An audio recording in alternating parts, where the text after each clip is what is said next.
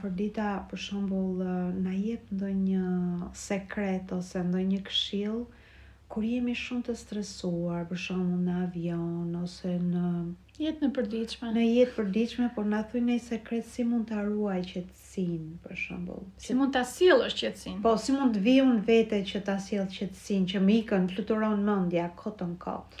Po pikërisht kur fluturon mendja do të thotë që mendja të ka pushtuar. Do thotë që ti e humbet kontrollin e trupit.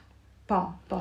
Dhe zgjidhja kryesore, zgjidhja për këtë problem që kap shumë njerëz, domethënë është gjë normale, është që njerëzit të mos pushtohen nga mendja, do thotë të balancojnë mendjen dhe vetmja mundësi për ta kryer këtë gjë është të marrin nën kontroll trupin e tyre.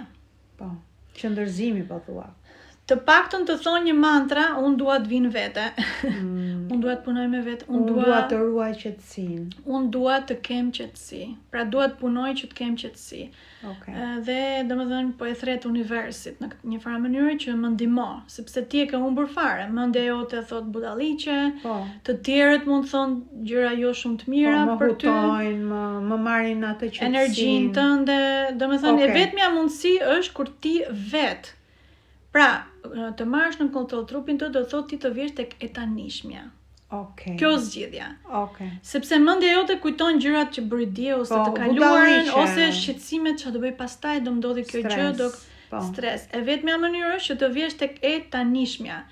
E vetmja mënyrë të vish tek e tanishmja, pra as tek e kaluara, as tek e ardhmja, por tek e tanishmja, dhe vetmja gjë që të sjell tek e tanishmja është trupi fizik. Sepse njerëzit për shembull kur shqetësohen, ke vënë re që harrojnë fare që i kanë trup, dhe në vetmja gjë që ja sjell vëmendjen tek trupi i tyre është goja e folura.